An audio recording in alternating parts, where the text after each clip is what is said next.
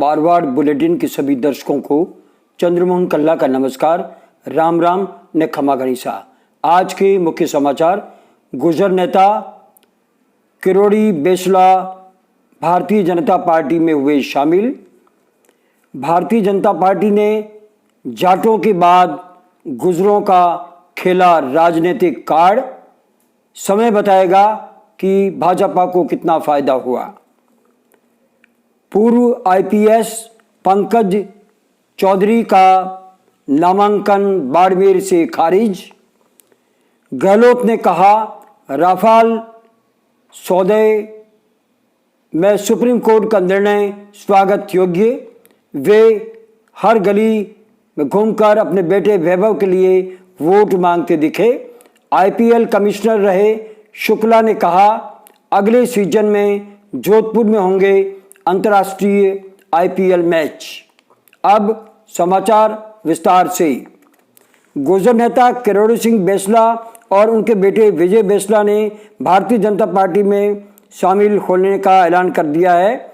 इस तरह गुर्जर बेल्ट में किरोड़ी सिंह बेसला तो जाट बेल्ट में हनुमान बेनीवाल से गठबंधन से लोकसभा चुनाव में भारतीय जनता पार्टी को गुर्जरों व जाटों के मतदाताओं से सपोर्ट व वोट मिलने की उम्मीद बन गई है।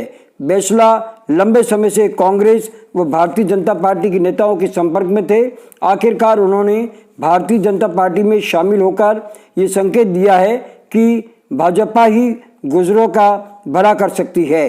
जबकि कांग्रेस के नेताओं ने हाल ही में उनके आंदोलन के बाद उनको आंदोलन समाप्त करवाने के लिए मनाया भी था और बाद में बेसला ने मुख्यमंत्री अशोक गहलोत से मुलाकात कर उन्हें सैल्यूट भी मारा था। अभी ये सोचने की बात है कि बेसला हाथ के साथ क्यों नहीं गए। दूसरी ओर बेसला ने भारतीय जनता पार्टी ज्वाइन करने से पहले राष्ट्रीय भारतीय जनता पार्टी अध्यक्ष अमित शाह से मुलाकात की है, लेकिन इससे सूबे की पूर्व मुख्यमंत्री वसुंधरा राजे ने बेसला के विरुद्ध आंखें तरेरी बताते हैं। बेसला के इस कदम को राजे ने नाराजगी जाहिर करते हुए कहा है कि बेसला ने अपना ये निर्णय खुद लिया है।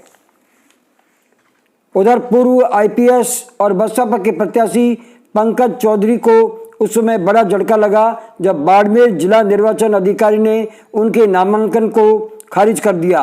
उन्होंने अपने निर्वाचन फॉर्म में अपनी बर्खास्तगी का सर्टिफिकेट नहीं लगाया था।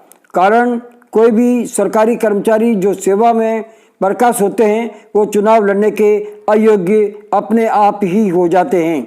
जबकि उनकी पत्नी मुकुल चौधरी बसपा से जोधपुर से चुनाव लड़ रही है।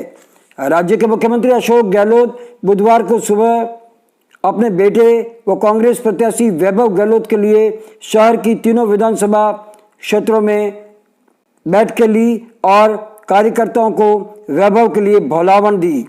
गहलोत ने मीडिया से बातचीत करते हुए कहा कि सुप्रीम कोर्ट ने राफेल सौदे पर जो निर्णय सुनाया है उसका स्वागत होना चाहिए। इसके बाद एक बात तो ये जाहिर हो गई है कि राफेल घोटाला तो किया गया है, बाकी सुनवाई में पता चल जाएगा।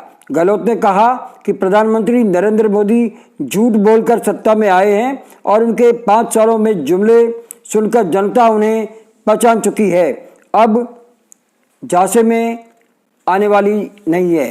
भारतीय जनता पार्टी की राष्ट्रीय प्रवक्ता सुधांशु त्रिपाठी ने कहा है कि राजस्थान में जोधपुर सीट वीआईपी सीट है। यहाँ जब स्वाइन फ्लू से मौतें हुई तब भी इतने कैबिनेट मंत्री यहाँ नहीं आए।